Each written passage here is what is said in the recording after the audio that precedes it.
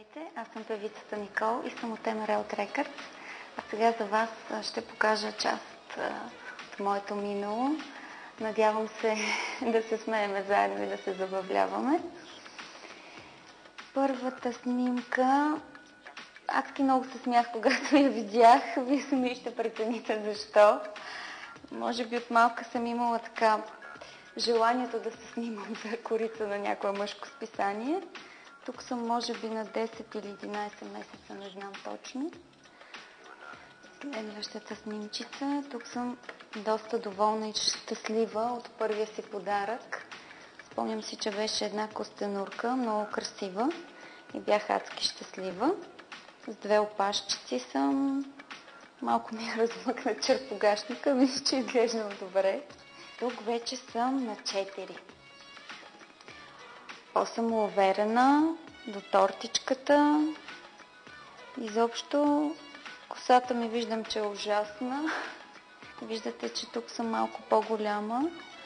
И си спомням, доста се разплаках, отрезаха ми косата и бях много нещастна.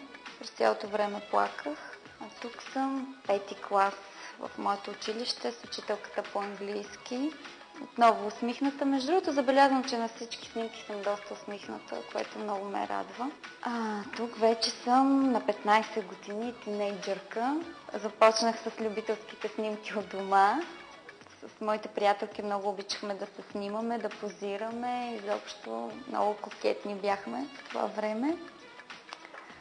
Първото ми ревю 99-та година в моя роден град Видин, заедно с част от манекенките в агенцията тогава. Тук съм с тъмна коса, дълга черна рокля. Следващата снимка, това е първата любов, 98 година, на бала на моето гадже. Казваше се Огнян. И до ден днешен сме много добри приятели. Бях дама на бала му, много се притеснявах, но много добре се изкарахме. Тук е първата ми професионална фотографска снимка на 17 години. Естествено, аз съм от Видин и разбира се на баба Вида.